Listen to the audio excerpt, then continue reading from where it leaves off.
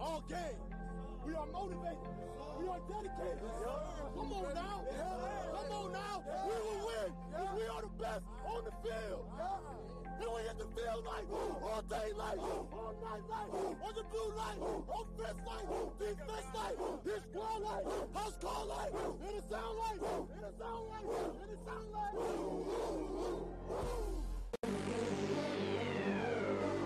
Yeah. It's official. It's official. It's official. Combine season is upon us. I'ma do this here forever. Forever. Triune. Forever. Forever. I'ma do this here forever. Manning throws, it is deflected and intercepted. Jimmy Smith has it, and he's going in for a touchdown. All you haters gonna be gone. This is the day you've been waiting on. Today's show is sponsored by InnerGrind. Based out of Houston, Texas, let former Texas State linebacker Michael Harbaugh help you reach your fitness and nutrition goals. With plans starting at $6.99 a month, why not be a part of this rising program? Whether your goals are to lose weight, gain muscle mass, find the right off-season program, or even for you ladies out there to get that booty blast, you can do it all with InnerGrind. Not in the Houston area, not a problem. InnerGrind has a program that is personalized just for you. InnerGrind has everything you need to meet your personal and healthy goals. NFL linebackers like Titans Brian Harbaugh, Chiefs linebacker Derek Johnson, Oakland Raiders defensive back DJ Hayden. I mean, the list goes on and on, ladies and gentlemen. Panthers linebacker David Mayo and Buccaneers running back Charles Sims, along with many other young athletes, have already begun. Find your personalized workout and nutrition plan at InnerGrind.com and call 832-475-2829. Again, that's InnerGrind.com, 832-475-2829. Unleash your inner grind. Welcome, everybody, to the Short Sports Show. I'm your host, Daniel Short. Today is Wednesday, June 1st, 2016. How is everybody doing? I have missed you guys so much. It just seems like a long time. It's only been 1 week, but I don't know. Things have been crazy. Things have been good. Things have been good. How have you guys been?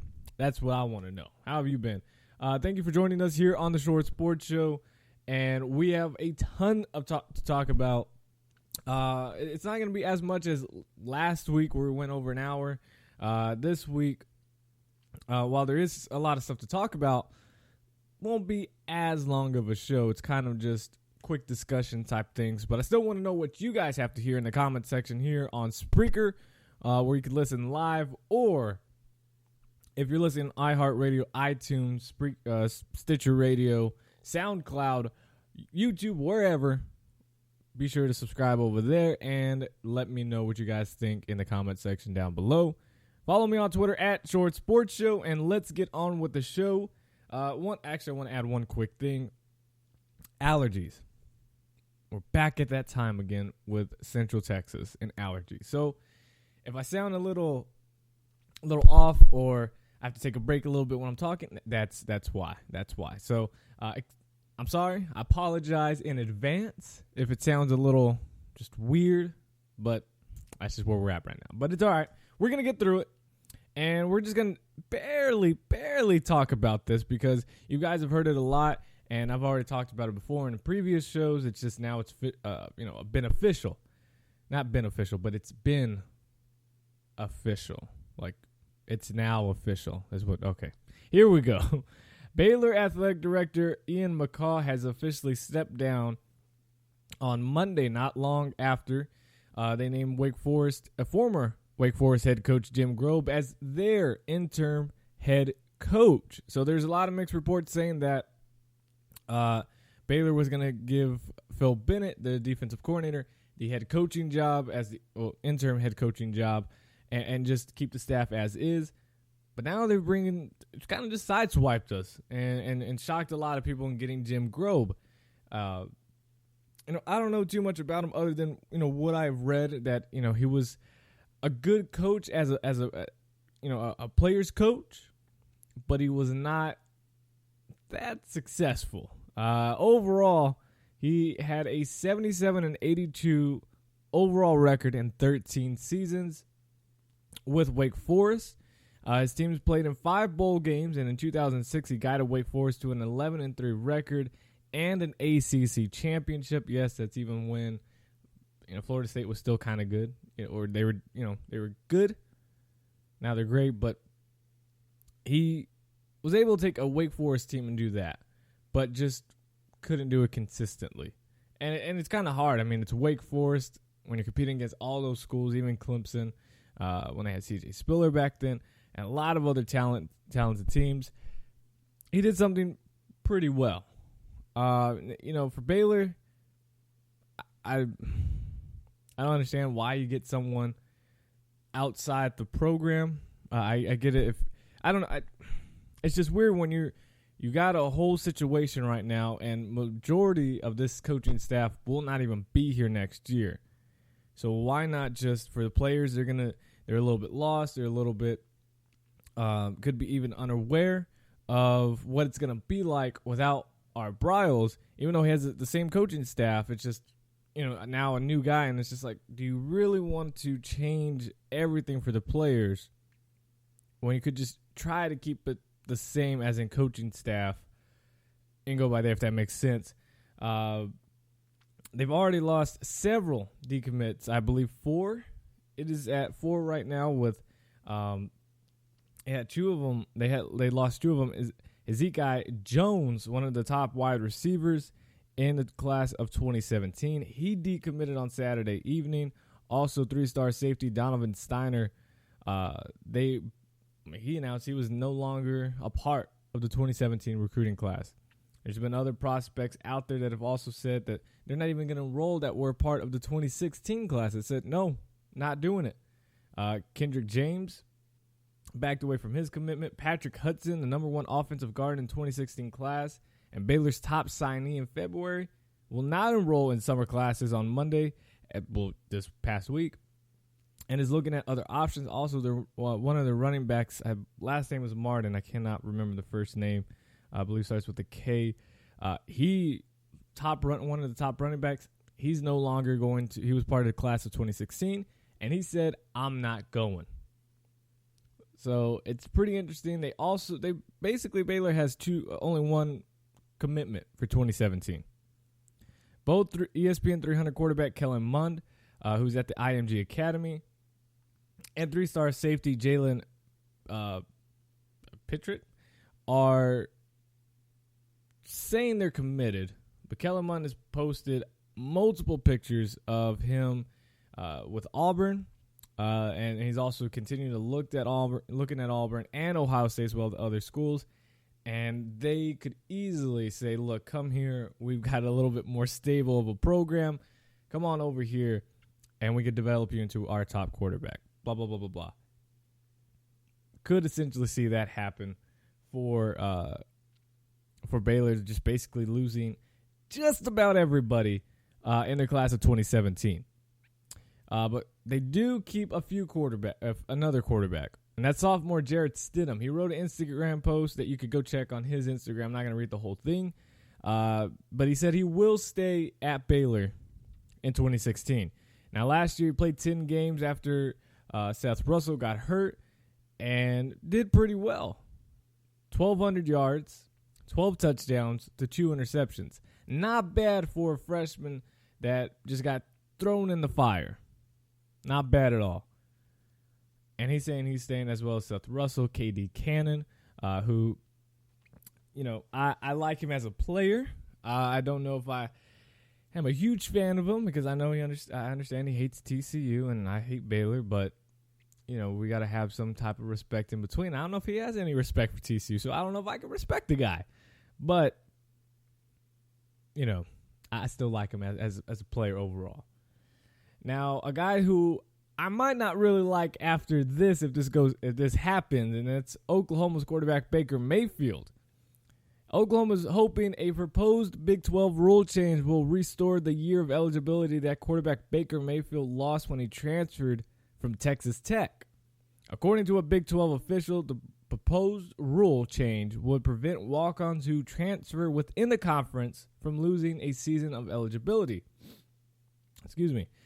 If approved next week during the Big 12's annual spring meetings, it would allow Mayfield to return to Oklahoma for the 2017 season, meaning this would not be his last year of eligibility. He has one more. And depending on where he finishes the year and the draft stock, he might look, hey, there's Brad Kaya, there's Deshaun Watson. Right now, there's scaled above him. There's a huge gap in between those two quarterbacks and Baker Mayfield. No matter what fan you are, if you cannot see the gap, that's an issue, because there is a huge gap between Brad Kaya and Deshaun Watson to Baker Mayfield. There just is. The majority of that's just Baker Mayfield not playing as much. And the time he has played, he's done well, obviously, but is he a pro-style quarterback? Can he fit into that not posture, but that fit for the NFL? It's some question mark. It depends how he finishes this year and how he plays. But that could lead him to say, look, maybe I'll stay for the 2017 season. What if they lose again in the playoffs? Hey, we got this team coming back. What if we could do this? And it sucks for Kyler Murray, because if Baker Mayfield stays and Kyler Murray loses another year of eligibility, that would suck for him. He's having to sit out this year. Well, I guess technically he could redshirt this year, which I'm guessing that's what he will do, and just focus on baseball for another year. But he would still lose a year of eligibility because he can't redshirt 2 years. And he would have to sit behind Baker Mayfield. So, going to be interesting for the man who finished fourth in Heisman last year and was voted the Big 12 Offensive Player of the Year while guiding the Sooners to the college football playoff.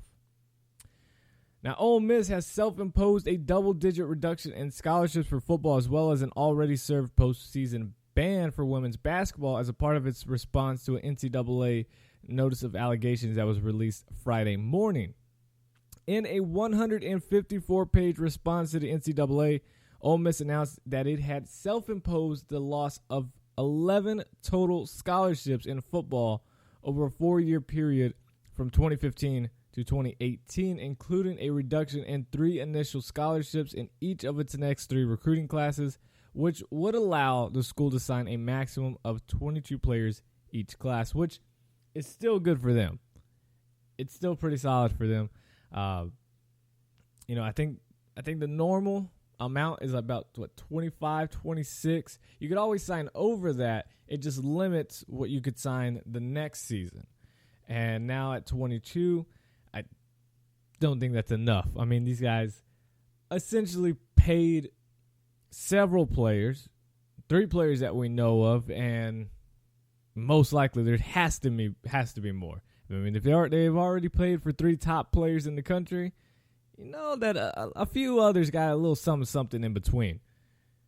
Just who and how many? The whole team? The NCAA will still continue to look at Ole Miss, and this is a pretty crazy part, and this is where it's really going to get picked up here in a bit. The Ole Miss football program was accused of 13 rule violations, including 8 that were determined to be level 1. That's top notch. That's where it's like, woo! That's just about highest you could get.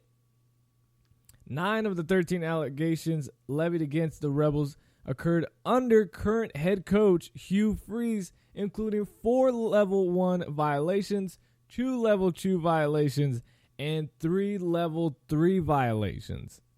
Yet this man still has a job, and they're still able to sign 22 players a year in recruiting classes. And nothing has changed. No postseason ban for the football team. Nothing.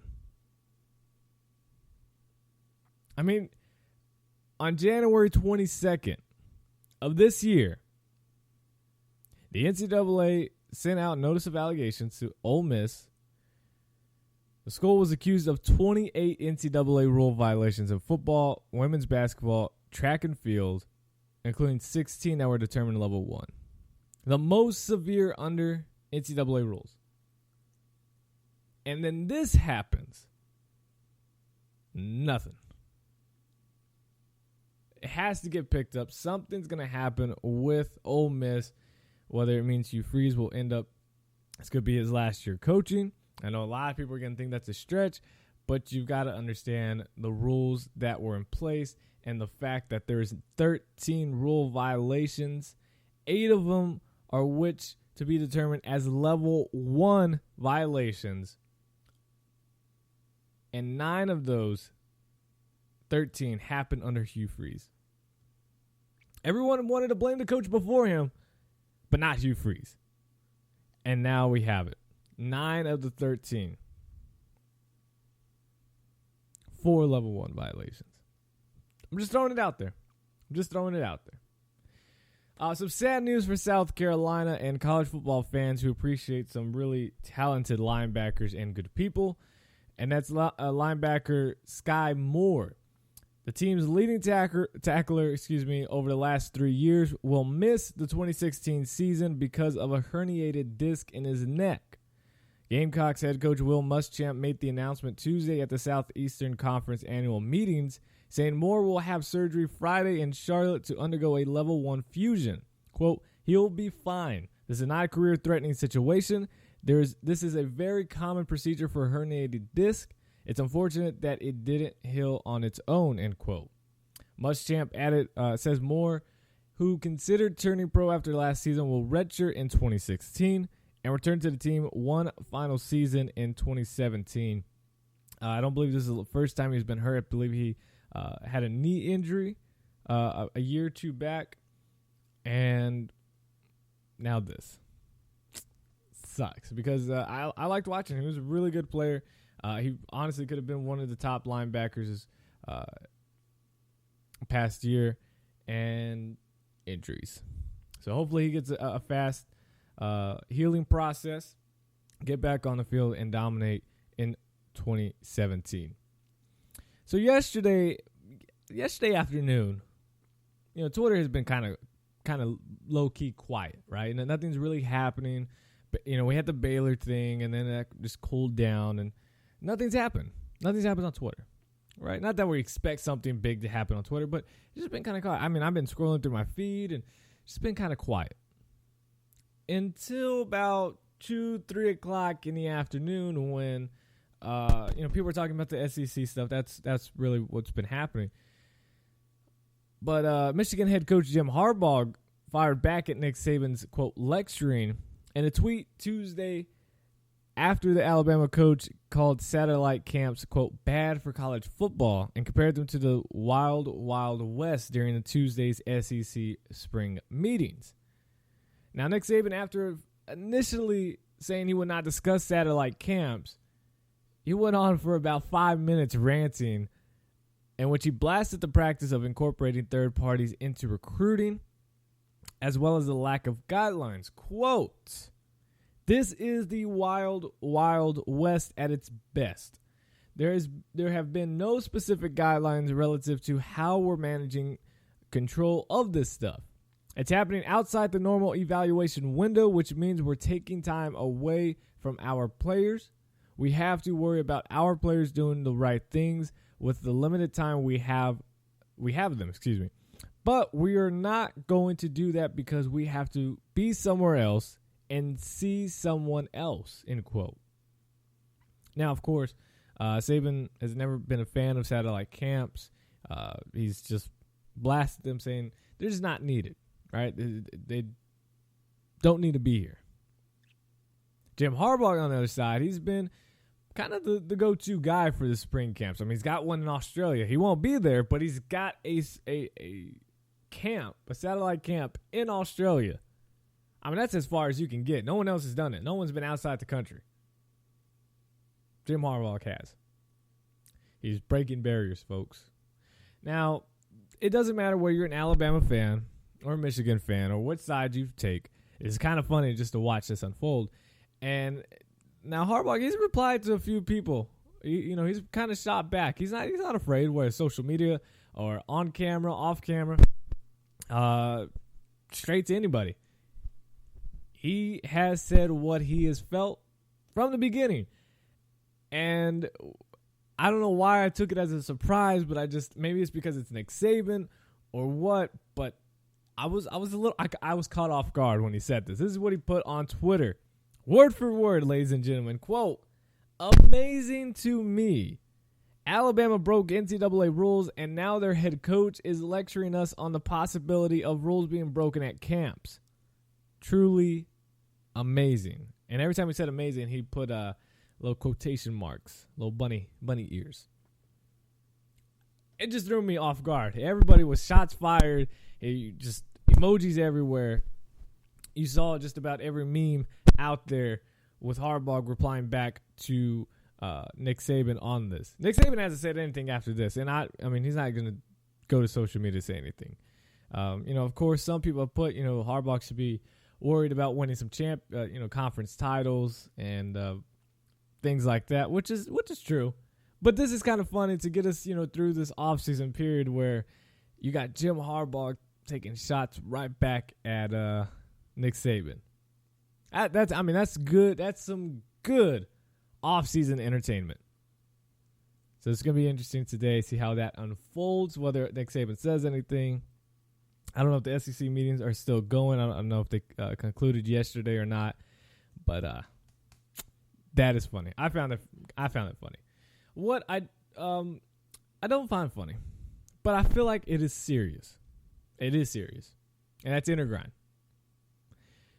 Ladies and gentlemen, you have a chance to change your lifestyle for the better. Whether you're trying to lose weight, gain muscle mass, find an off-season program for you athletes that are listening out there, or whatever. There is a personalized workout and nutrition plan for you on InnerGrind.com. With plans starting at $6.99 a month, I do not know why you have not started just yet. It is a must. Whether you're in the Houston area or you're out of the country. I got some UK people. Don't think I don't know about that. I look at my demographics every week after every show just to check out. I know I got some UK people. Shout out to y'all. Even if you're all the way over there, Michael Orakpo has a plan for you. Whether and the workout plan, it's not just to go out in the gym.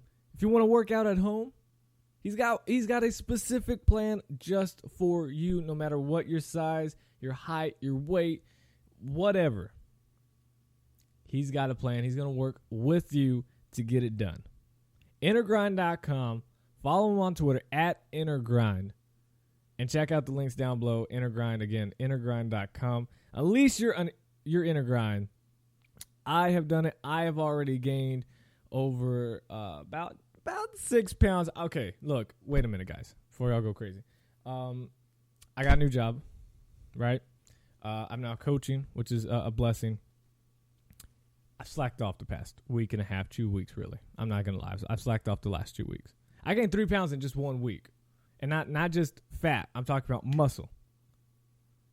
I'm a skinny guy. I started out a $146, I believe. 46 and a half. Yeah. In 1 week, I gained 3 pounds. The other week, I gained another 2 pounds. And then the past 2 weeks, I've gained about 1.5 pounds. But that's my fault. That's my fault. If you stick with the plan, I'm telling you, it works. It's already worked for me. 3 pounds in just 1 week of muscle is amazing. Go check it out, guys. InnerGrind.com. And I'm starting back up this upcoming week, really now. And thankfully, I have 3 days off. I worked Memorial Weekend. I've had to settle for a retail job, ladies and gentlemen. No, it's cool. I work at Nike. It's awesome benefits, even when you're part-time. It's awesome. But Memorial Weekend, that was rough. I've closed Black Friday. When I was in Seattle, I worked at a Fred Meyer. Shout out to Fred Meyer. And I closed Black Friday the last 3 hours by myself, which wasn't, terrible. I mean, for a rookie, that was my first job ever, and I handled it pretty well. I got a raise after that, so I'm pretty sure I did pretty well. All right, you guys don't care about my life. You just want to hear the NFL news and stuff like that. No, but I'm serious, guys. Go check out InnerGrind, and just get on it. And again, remember, next Thursday and Friday, I'm going to be heading out to Houston to go meet I've already met Michael Rakpo, but to go catch up with Michael Rakpo, go check out InnerGrind, his facility. I'll have a YouTube video up on it that weekend, and follow me on Snapchat, Short Sports 7 on Snapchat. I'm going to do some behind-the-scenes stuff on our way from here in San Marcos all the way to Houston. Hopefully it doesn't flood, because it's supposed to flood this week here in San Marcos and Central Texas. So hopefully next week it doesn't flood that way. If not, hey, you know what? I could swim. We got a little boat. We got Academy right next door from us. We could just hop on over there and just get one of those boats and just swim our way over there. It's cool. We'll make it happen. But anyways, let's move on to the NFL. But before we do that, I got you guys. Check out Patreon. Hey guys, sorry to interrupt the show, but I want to say first off, thank you for all of your support. Without you, I'd just be some guy talking to a microphone. And I got some amazing news. I recently joined Patreon. And in case you're wondering, Patreon is an amazing way for you to earn some sweet rewards by supporting the Short Sports Show. I promise you, you will love the perks, and your support will help build this show. Go to www.patreon.com/theshortsportshow and view the amazing rewards you would get directly from me to you by donating to the show. The link is in the description, so when you have some time, check it out. And again, thank you for listening and supporting the Short Sports Show. Now back to me rambling on about something. The New York Jets' multi-year offer to free agent quarterback Ryan Fitzpatrick, which has been on the table for at least about 2 months now, includes a $12 million first-year deal, according to a league source confirmed Friday night. Now, previously, the first-year payout was widely reported about $8 million, which, Ryan Fitzpatrick was like, whoa, that's chump change, apparently. Dude, I will take $100,000 right now. I'm set. Honestly, I'll even take about $50,000 right now.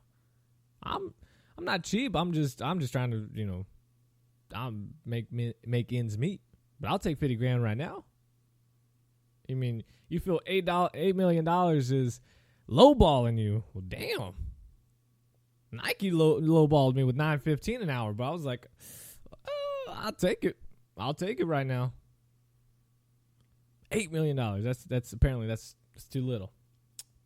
First world problems, ladies and gentlemen. So Ryan Fitzpatrick, he's got the $12 million for the first year. Why hasn't he signed? Well, the problem is, from at least Ryan Fitzpatrick's perspective, the second and third year payout, that's the combined salary for 2017 and 2018 is believed to be about $12 million total after that. So he gets $12 million the first year, and then the second and third year, if they keep him, is $12 million total after that.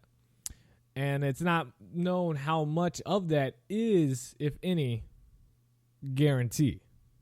I mean, it all could be just, you get about $2 million guaranteed after that, bud. And Fitzpatrick is thought to be seeking about $15 million per year. That's, okay, now you're pushing it. I mean, because the Jets are looking at this, look, we just need you for this year, because this year we believe we have the talent and the team to get over that hump, make it into the playoffs, go pretty deep, and hopefully and eventually win the Super Bowl this year. But we need you at quarterback, because you have the chemistry with Decker, Marshall, and these other guys that Petty and obviously Christian Hackenberg and Geno Smith do not have with the rest of these guys. You are a team leader. You are our quarterback. All right, do I need to bring Terrell Owens into this? My quarterback.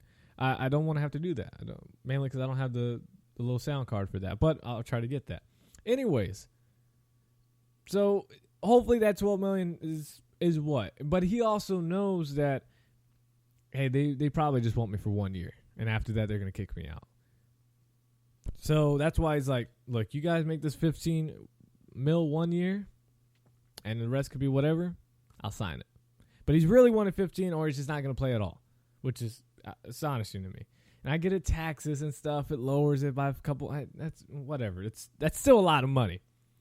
But New York Jets wide receiver Eric Decker, he caused a stir last week by skipping all 3 practices, which honestly, it's not really skipping if you don't have to be there. It's voluntary.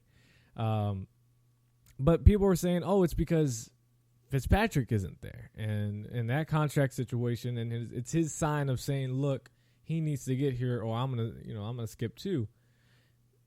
Well, he showed up. He returned to practice yesterday morning. Then Brandon Marshall, he was also a no-show last week, but he's back with the team. And it's also unclear if his absence is related to the Ryan Fitzpatrick situation, but both players have been outspoken about wanting Fitzpatrick back with some, with whether it's just interviews, just saying, hey, yeah, we really want him, blah, blah, blah, blah. Or it's even just some, social media post of, what did Brandon Marshall do or Decker? One of them had something with their dog and talking to their dog about why they want Fitzpatrick back. And also they had a little puppet or something. I don't know. They're pretty funny guys, but we'll see. We'll see if it had any relation with that. Tuesday's practice was closed to the media, but that will be the media will be allowed for today's practice, so they'll be able to interview some of those guys and hear what's going on, basically.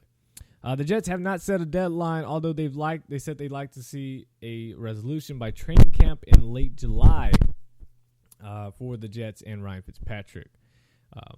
But if not, then the Jets are going to have to go with Geno Smith as the starter, most likely, with Bryce Petty and Christian Hackenberg developing as backups. Something I wanted to talk about, but I was going to wait until it was posted for some more information and also just to see if I was the only one that felt this way. Now, Native American leaders and activists have criticized a recent national poll that found 9 out of 10 Native Americans aren't offended by the Washington Redskins name. Now, during a conference call held Friday by the National Congress of American Indians and Change the Mascot campaign, panelists voiced opposition to the Washington Post poll that surveyed 504 Native Americans, 90% of whom said the name doesn't bother them. James Fellington, a fancy name, a California State San Bernardino sociology professor. I botched that last thing. I had it down too. Woo, I was doing good. Sociology professor called the poll immoral, adding that it was not representative of Native American communities. Amanda Blackhorse, the lead plaintiff in the trademark case against the Redskins, said the misguided poll will not affect attempts to change the name. And I agree. They need to continue to push so this name is not being said anymore. National Congress of American Indians Executive Director Jackie Pata said, the issue is not about polling. The issue is about human rights. D.C. Council member David Grosso said he has not been swayed and that the government wouldn't support a team moving back into the district unless the name was changed. So you have some people backing this up saying, look, this poll is just wrong, that this was even this happened, but it does not change the fact that this name needs to be changed. And I agree. It needs to be changed. It should not be what it is right now. And there are plenty of other names they can switch to that, would benefit both parties. It's just ridiculous that it's out there. And I know a few other people have, and then you just get into more political type things that we won't get into, but, when you had, what's his name? And I've seriously, the guy that's on ESPN.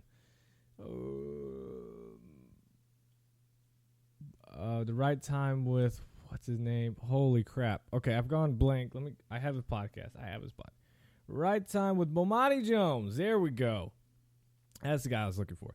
when he wore the T-shirt, which, I don't care.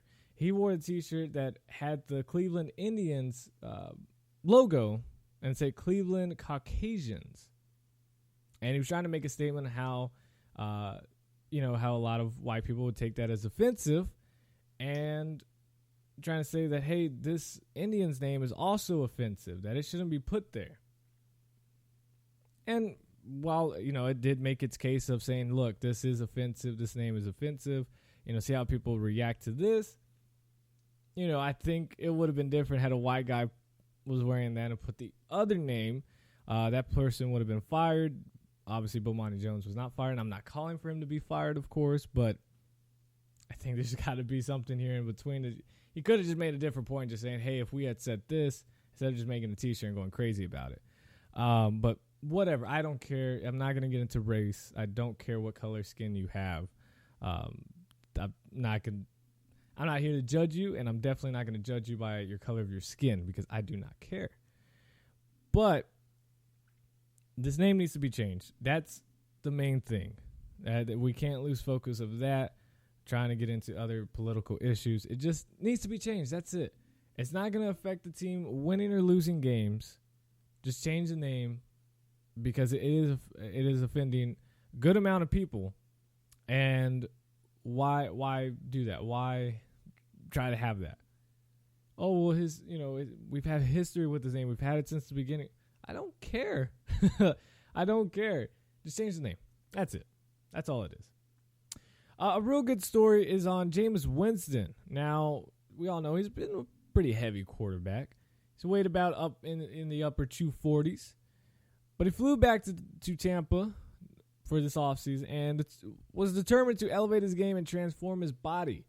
The 22-year-old Winston was determined just weeks after his first NFL season to avoid the dreaded sophomore slump, saying, quote, I heard from around the league that most rookies that come in, and if they have a great year, they don't have a plan for the offseason.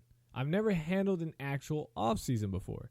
And when he's saying that is because he goes straight into baseball right after football, what he did at Florida State. And this is his first year of having a real offseason just for football. He doesn't play baseball anymore. Now, Winston last year threw for 4,000 yards, third most by a rookie in league history, but he took note of other physiques from some of his other peers like Russell Wilson and Julio Jones. Now, NFL rules prohibit any coaches from working with players and in some cases limit how often they can even see players during the first phase of the offseason. So Winston had his agent reach out to a man who could teach him. Tim Grover, who has worked for NBA greats Michael Jordan, Kobe Bryant, a few others, the list goes on. He received a call early in February. Now, Grover agreed to meet and establish a preliminary workout on one condition. Winston would have to abide by strict guidelines and have to show improvement by Grover's next visit. Quote, I have to put my stamp on him. When it's actually time to follow up on it, sometimes athletes don't do it. I wanted to make sure not only was he saying the right things, but he was doing them. One of the first things Grover did was modify Winston's diet. Like everyone, Winston prefers salt over sweets and occasionally indulges in some snack cravings, which right now, actually, I don't want to tell Rockpo that. I've been eating a lot of ice cream, guys. Just between you and me. Hopefully he doesn't hear this part of the show. I like ice cream. I really do. And it's not a good thing. Not a good thing. But I've been having some protein shakes and working out still a little bit. I should work out after the show. Probably will. Anyways, and so he had a new strategy for him. And that was without depriving Winston of his favorite foods, he was going to change and modify his eating schedule. Grover has helped him drop 18 pounds since February, and Grover would prefer Winston to lose about 5 more pounds to reach a goal weight between 225 and 229, which is really good for Winston, who was in the 240s. Now, Winston's diet was addressed. Grover moved on. After that was addressed, he moved on to the next part of the regimen, which was once a week, 1 week out a month, and the two worked out together twice a day, which was scaled back to once during the OTAs, which is smart for him, and has continued to work out and improve everything, just physically and also his quarterback skills. Winston and Bucs wide receiver Mike Evans continue to build on their connection by working through countless routes and were together on and off the field. Winston invited Evans over to his house several times this offseason to break down film before watching Golden State Warriors games. And Mike Evans said, quote, "It's just crazy for a guy so young. It's amazing. I've never seen a work ethic like his yet," end quote. And I like it. I like that Winston is doing the right things, because obviously there was some questionable questions, I guess you could say, about Winston during his time at Florida State. You know, was this guy too cocky, too much of an ego? Could he really build a relationship with his teammates? Could he be a leader and a face of a franchise, basically? And so far, he's shown that both on the field and especially now off the field, which is very, very important for the quarterback.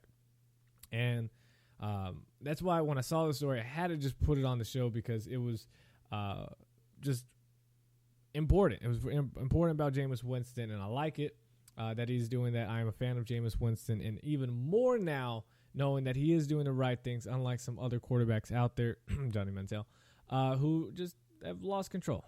So good job for Jameis Winston. And after 6 very quick NFL seasons, former Philadelphia Eagles and Seattle Seahawks and New York Giants defensive back Walter Thurman is retiring at the age of 28. Thurman has told people close to him that he doesn't want to play football any longer. He wants to pursue other opportunities, and at this time in the league is up. And his time in the league is up. He started all 16 games last season for the Eagles, the first time for him in his entire career. And he intercepted 3 passes, 2 forced fumbles, and recovered 1, returning it for a touchdown. He was really one of the creators of the Legion of Boom when it happened, when it all came together for the Seattle Seahawks. He was part of that group. He was the first DB to leave to go get that big deal from, I believe, New York. And then that didn't work out. Then he was with Philadelphia. And obviously he's now retired. So best luck for him. He's 28. He's healthy now. He's young. He can still do a lot of things. And if he was smart with his money, which I'm assuming he was, then he can have a really healthy lifestyle, especially if he joins InnerGrind. I'm just kidding. Well, yeah, y'all should still join InnerGrind because it's good, but I'm not going to play the ad right now. Don't worry. I got y'all for a little bit. Suspended Miami Dolphins defensive end Deion Jordan will apply for reinstatement Wednesday. He told the USA Today Sports, saying, quote, "He never had a drug problem and hasn't used any illegal substances over 2 years." Let that sink in for a bit. Jordan, the 3rd overall pick in 2013 draft, was suspended for the entire 2015 season after one of his samples was diluted. He has been suspended 3 times during his very brief NFL career. He missed 6 games in 2014 for 2 suspensions, which were triggered by a positive test for ecstasy and marijuana, according to USA Today Sports. But he has a new trainer in Tariq Azim, who told USA Sports that Jordan has lost 12 to 13 pounds of fat, along with 2 workouts per day and physical therapy. Jordan has also been required to read and perform, quote, a good deed a day. And Azim's program, the newspaper reported. So, and it's looking from some other quotes and from some other people that he really has changed a lot, and both physically and mentally. So the Dolphins have apparently said, look, we're going to welcome him back with open arms. If the NFL does reinstate him, we'll take him right in, and we're going to be ready for him to get to work. And if that does happen, and he can play up to the potential and what he did at Oregon, then the Dolphins might have a serious pass rushing team. They got a lot of veteran guys, but if the veteran guys can teach up these young bucks, Miami might be a place to watch out. You're going to have the Miami Dolphins, who could have a pretty good pass rush. You got the Jets, who are really good, and you have the Bills, who have a pretty good pass rush. Patriots on the other side, they lost Chandler Jones. So who knows what the pass rush is going to be like. But it's going to be interesting to see how this AFC East changes. I mean, a lot of a lot of divisions are getting much better. It's less separation now. The AFC East really is up to grabs for anybody. I don't care if Tom Brady doesn't play or does play the first 4 games. It's up to grabs. The AFC East is definitely up to grabs. The AFC West, up for grabs. We can go through this. Depending on what the Saints do, the Buccaneers are getting better. Falcons, they could get better. The NFC South can be up for grabs. The NFC North is up for grabs, except for the Lions. The NFC East is up for grabs. The NFC West is up for grabs. The AFC South, the AFC North, every single division except for the poor Lions, they have no chance, and the Browns don't have a chance. And the 49ers don't have a chance. But other than those teams, everybody's got a shot. Everybody has a shot.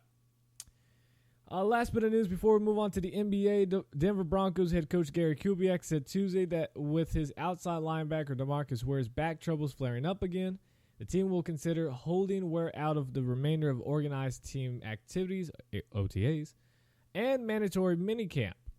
Ware was held out of last week's practices, the first set of OTAs, and was held out again Tuesday as the defending Super Bowl champions began their second set of OTAs.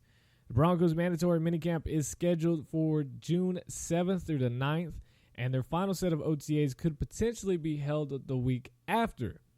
Then the team will be away from the facility until the start of training camp. Ware missed 5 games last season because of back troubles, and he's dealt with back and neck issues earlier in his career as well. So this is a huge precautionary thing, and I don't blame him. Ware has been through this many times. It's not like he's missing too much. As long as he stays in shape and does the smart things, does some stretches and a few workouts, then I think he's going to be fine. It's not like he has to go through all these OTAs that's brand new to him or something. He's done it many, many years, and you just want him healthy for that season so he can be one of the best pass rushers like he used to be. Last news is veteran quarterback Nick Foles has not participated in team-run training sessions since the Rams took Goff first overall. Someone seems a little bit salty, just a little bit.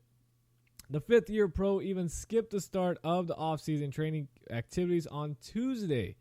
And after being acquired last season in an offseason trade that sent Sam Bradford to the Eagles, Foles signed a 2-year, $24.5 million extension that included nearly $13.8 million in guarantees.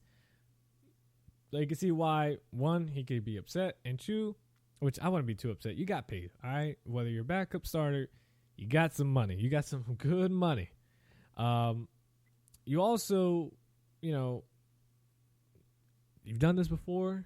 OTAs are not that big of a deal. Don't be too salty about this. He started the first 9 games, but was benched for Case Keenum, which I'm still a fan of, by the way, guys. I'm not going to lose that yet until he does really bad. After throwing 7 touchdowns to 6 interceptions and 5 fumbles during a 4 and 5 start, I'm stumbling. Foles received a $6 million roster bonus in March and has a guaranteed base salary of $1.75 million this season. And he cannot be fined for his absences since the workouts are voluntary. But he's still going to get paid. Stop being salty, Nick Foles. Just stop. It's just not worth it. Just not worth it. Today's show is sponsored by InnerGrind. Based out of Houston, Texas, let former Texas State linebacker Michael Arakpo help you reach your fitness and nutrition goals. With plans starting at $6.99 a month, why not be a part of this rising program? Whether your goals are to lose weight, gain muscle mass, find the right off-season program, or even for you ladies out there to get that booty blast, you can do it all with InnerGrind. Not in the Houston area, not a problem. InnerGrind has a program that is personalized just for you. InnerGrind has everything you need to meet your personal and healthy goals. NFL linebackers like Titans Brian Orakpo, Chiefs linebacker Derek Johnson, Oakland Raiders defensive back DJ Hayden. I mean, the list goes on and on, ladies and gentlemen. Panthers linebacker David Mayo and Buccaneers running back Charles Sims, along with many other young athletes, have already begun. Find your personalized workout and nutrition plan at InnerGrind.com and call 832-475-2829. Again, that's InnerGrind.com, 832-475-2829. Unleash your inner grind.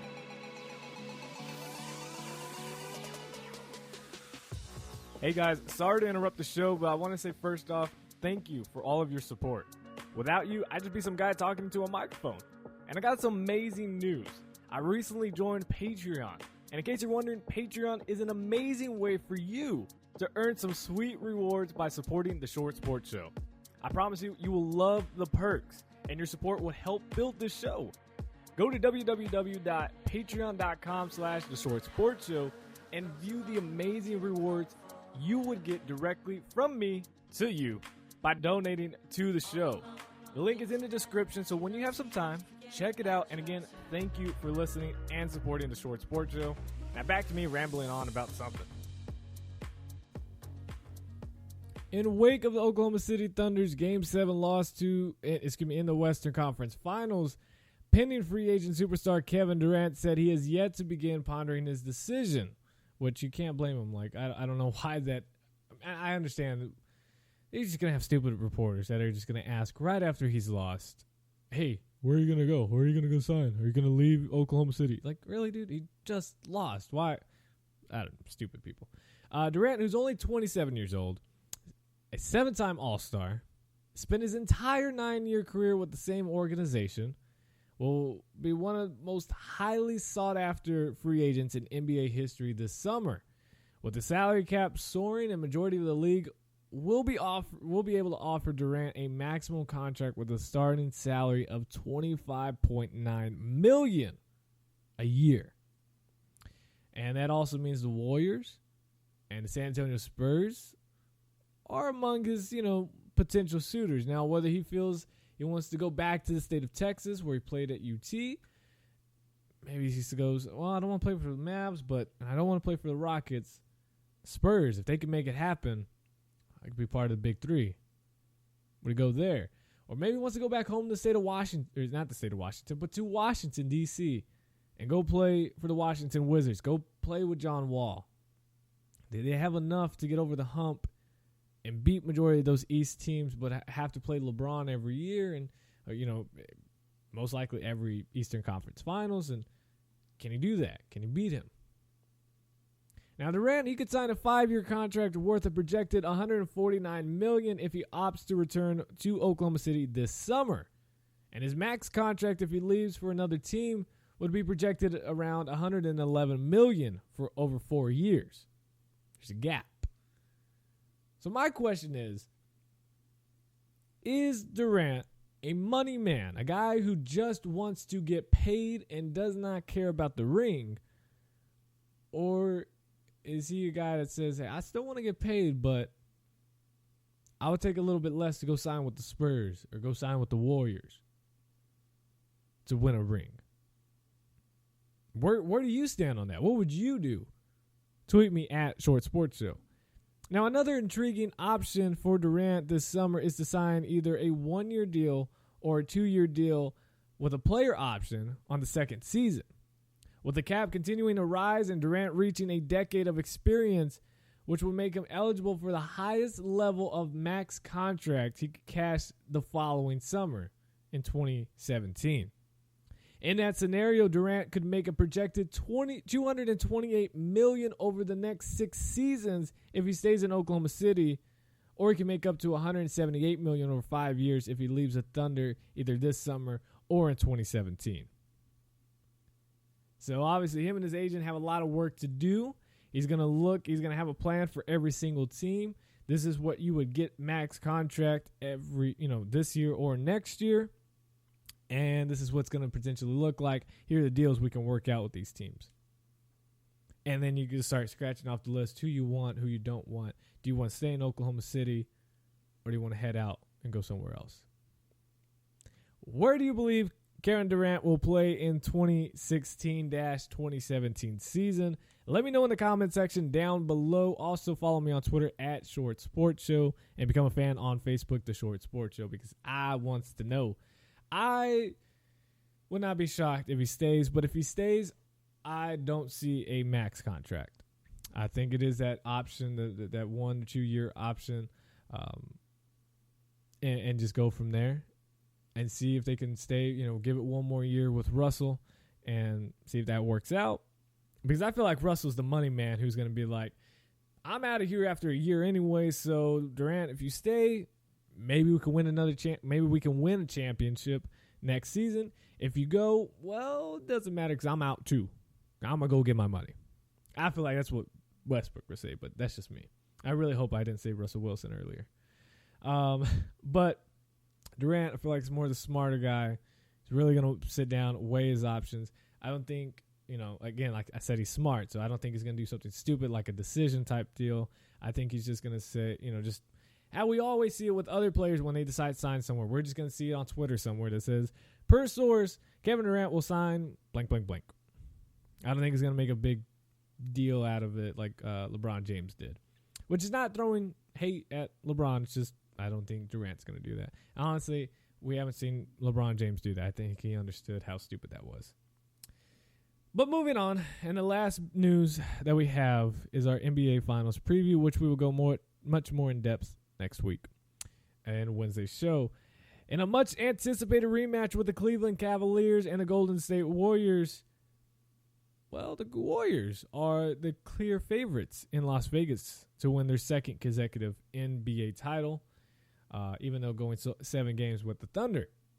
Now, after, of course, making a remarkable comeback from being down 3-1 to the Thunder, the Warriors are opening up as, now bear with me, because I'm assuming this is the entire series is what they're doing this by favorite, because it's like, okay, this is what it says. I've never seen this before. Golden State, and I'm saying this word for word, ladies and gentlemen. Golden State opened as a 185 favorite at the Westgate Las Vegas Superbook on Monday night, with the Cleveland Cavaliers a 165 underdog. That mean points? Because this is what I know. The Warriors are opening up as a 5.5 point favorites for Game 1 on the finals on Thursday night, tomorrow night. So does that mean the 185, is that a 185 point favorite? Like, it's over the series? I don't know. I'm completely lost on that. I'm assuming that's what it is. So who do you have? Do you have the Warriors winning it? And I'm not just talking about Game 1. I'm talking about the series, the NBA Finals. Do the Warriors repeat as champions? Or do the Cleveland Cavaliers finally get that ring? I think Cleveland either wins it in 6 or Warriors win it in 7. That's what I'm just going to leave it at. I can't pick a winner. I can't pick a winner yet, but I'm going to have to just because that's what we got to do. And I don't want to, pick a winner after, 2 games have been gone through, and whether a team's up by 2-0 or they're up 1-1, I don't want to have to hear it. So I'm going to go ahead and pick the Golden State Warriors. I think they're a lot more motivated now. I know the Cavaliers are going to be just as motivated, but I'm going to go with the Warriors and not throwing hate at LeBron or Cleveland. I'm going to be happy if Cleveland can win because they finally get a championship. It's what they've been wanting for years, and we can finally have them to shut up after they've had their celebration of winning a championship. It'd be fun to just quiet down. But I could see Golden State really winning this. But if Golden State wins it, I think it goes 7 games. If they win it. If Cleveland wins it, I could see them winning in 6. Just closing it out, stealing one in Golden State. I don't know why I see it that way. Maybe it's just my mind's off a little bit, but that's the way I see it. Let me know in the comment section who you believe will win and how many games. Thank you all so much for listening to the show. My voice got a little bit better midway through the show. Thank you guys so much. I will see you next Wednesday morning or afternoon. Actually, no, I got my schedule. Next Wednesday morning, ladies and gentlemen. Next Wednesday morning, 8 a.m., same time, here on Spreaker.com, live on Spreaker at 8 a.m. And if you can't listen live, it's fine. Download the show and give it a rating and some love on iTunes, Spreaker.com, Stitcher Radio, SoundCloud, YouTube, wherever you're listening. Thank you guys so much. iHeartRadio. I'm out. As always, God first, God bless. I'm out. Peace.